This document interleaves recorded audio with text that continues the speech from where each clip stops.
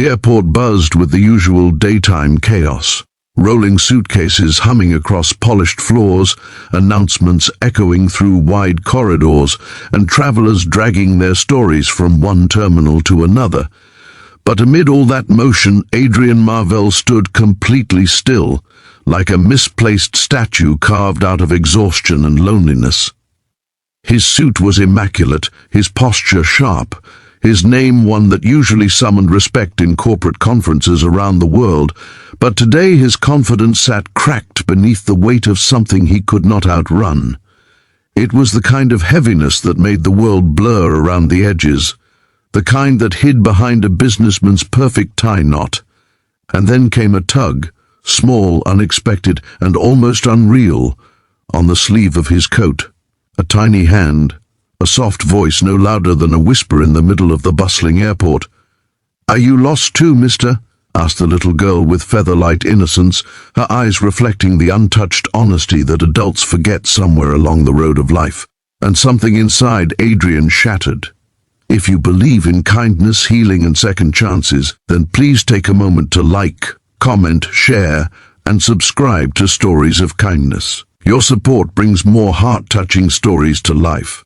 Adrian had never imagined a stranger, let alone a child, would see through him so easily. The girl, barely 6 or 7, wore a sunflower yellow dress, her curly hair tied into bouncing twin ponytails that danced each time she breathed. She carried a small backpack shaped like a cartoon cloud, partly unzipped, with a corner of a sketchbook sticking out. She stood there looking up at him like she could see the storm hiding behind the polished glass of his well-maintained demeanor. Daylight poured through the massive airport windows, washing over her like a glow while he stood in its shadow, the contrast almost symbolic.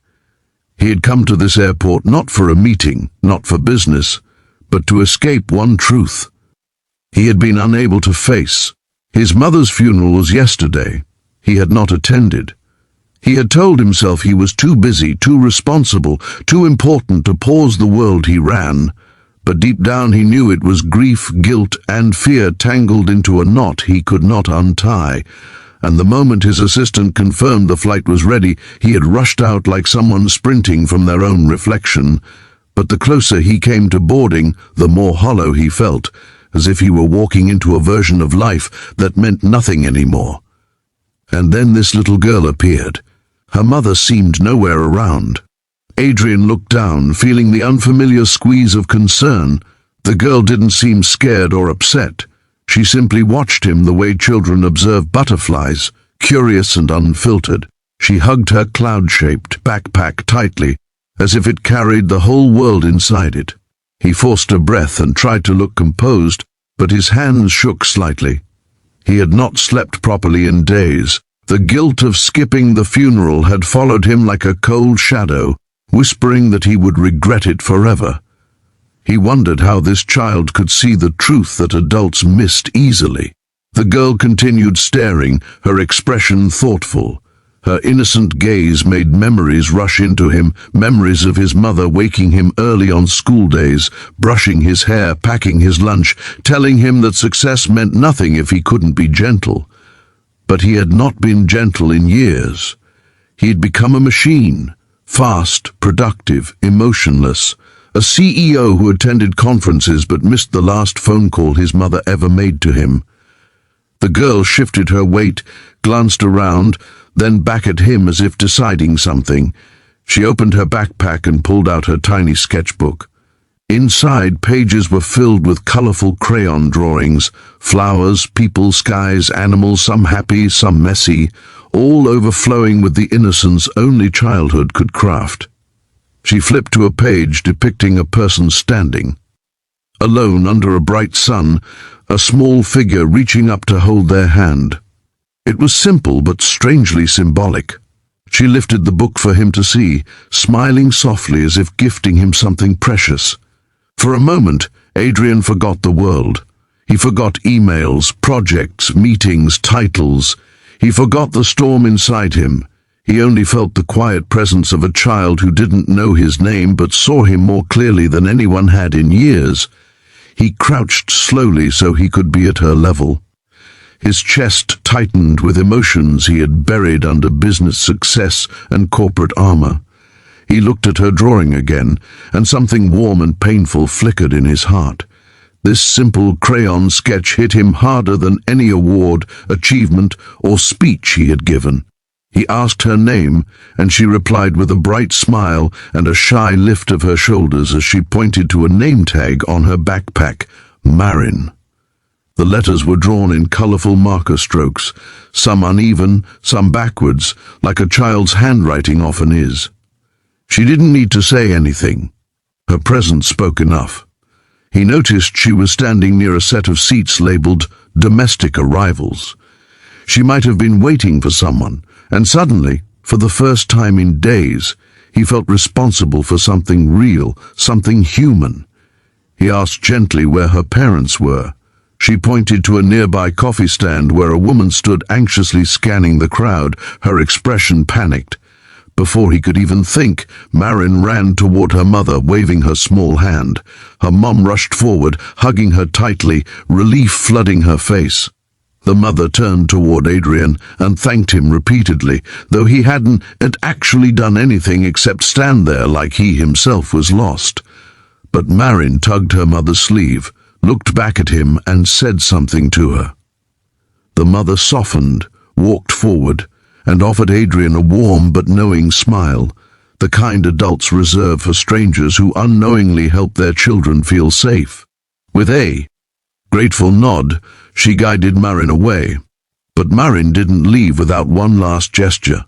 She pulled out a page from her sketchbook, a drawing of the little figure holding the hand of the lonely one standing in sunlight, and ran back to Adrian, pressing it gently into his hands before running back again. Her smile stayed with him long after she disappeared into the crowd. Adrian stood frozen, staring at the drawing. Daylight poured over the page, making the crayon colors glow. He realized he was on the brink of a choice. His flight number echoed through the airport speakers like a reminder of the life he was desperately trying to run toward, but all he could think of was the life he had run away from. A child's question echoed louder in his heart than any announcement. "Are you lost too, mister?" He swallowed hard. He was lost. Lost in ambition, lost in guilt, lost in regret, lost so deeply that a stranger's child could sense it. He walked toward the large windows, watching a plane rise into the sky.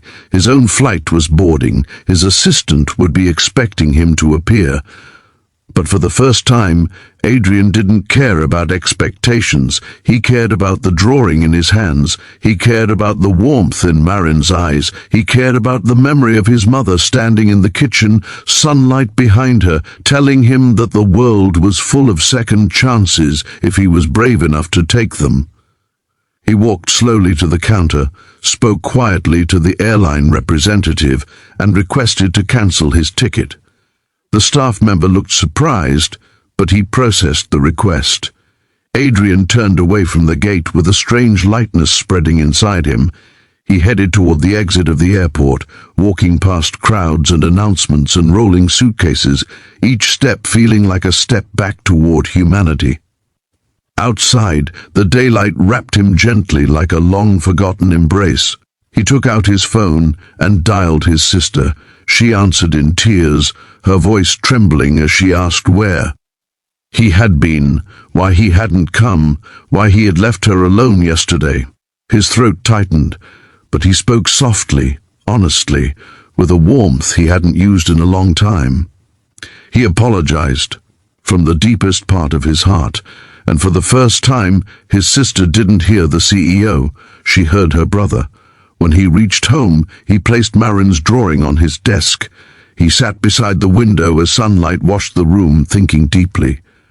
He thought about his mother's last voicemail saved in his phone, the one he had been too afraid to play. He finally pressed it. Her voice came through, soft, tired, but full of love. She said she was proud of him. She hoped he would take care of himself. And she loved him. Tears slid down his face. He didn't wipe them. Days passed. Adrian visited his mother's grave with flowers, handwritten notes, and the drawing Marin gave him. He spoke there for a long time, not as a CEO, not as a busy man, but as a son who should have been there. The wind was gentle, the sunlight warm, and for the first time in years, he felt like someone was listening. Back in the city, people noticed a change in him.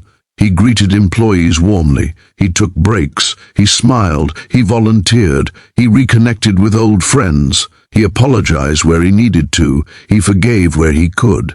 He lived slower, softer, and more real, but he never forgot the airport. He often wondered where Marin was now, what new drawings she was making, what other lonely strangers she might have unknowingly rescued. He kept her sketch on his desk as a reminder that sometimes angels don't wear wings, they wear sunflower yellow dresses and ask innocent questions that shake your soul awake. And in those quiet moments, he understood something profound. Sometimes we are saved by the people we least expect. Sometimes the smallest voices echo the loudest truth. Sometimes healing arrives in crayons and tiny hands. If this story touched your heart even a little, please like, comment, share, and subscribe to Stories of Kindness. Your support helps bring more meaningful stories into the world. Special request: comment "Kindness lives" if you believe every small act can change someone's life. And with that belief rooted deeply inside him, Adrian stepped into the sunlight of a new day, no longer lost, but finally found.